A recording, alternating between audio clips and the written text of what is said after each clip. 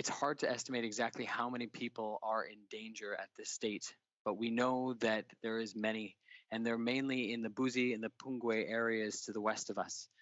The aerial assessment showed that football stadiums were full of people, and that on top of houses there were clusters of people requesting assistance from the top of their lungs. We can't give you a number, but what we can say is that there's an immediate need, and the search and rescue is working tirelessly round the clock to make sure they can go out and save those people. But one of the challenges, of course, is the weather. The weather continues to not be favorable for us, and so it has impacted some flights, but as I mentioned, the teams are on the ground 100% of the time to make sure they're getting people back and into safety as quick as possible. Accessibility has been a challenge from day one. We were here before the cyclone in Maputo, and we were ready to go. But the moment we found a way in, the roads were completely devastated for all access into Beira City. This requires us to move in by helicopter.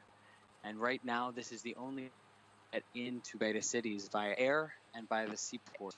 So this has been a major challenge for getting aid in. But because the airport is open, it has given us an access point for Beira City to support the cyclone-affected population. But the challenge still remains in the flood-affected area because we cannot get many cars in there, and we're relying on drops from helicopters in order to support the affected population in the flood-affected areas. For me, this is the largest emergency operation I have been on personally. And it has been extensive for all of us, and we're all working together as a humanitarian collective to address it.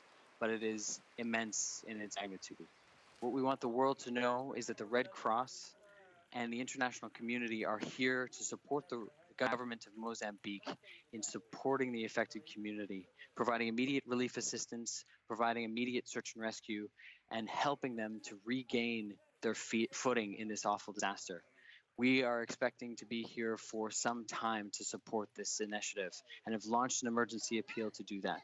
But we're here and we're ready, and we're going to be here with the local Red Cross to support these people for as long as they need us.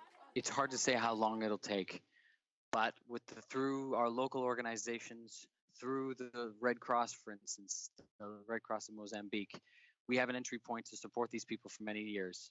But we hope it won't go for much longer than the immediate rescue phase, and we can start working on recovery. Our planning efforts at this stage are not just life-saving, but we're looking months down the road to support them from day one.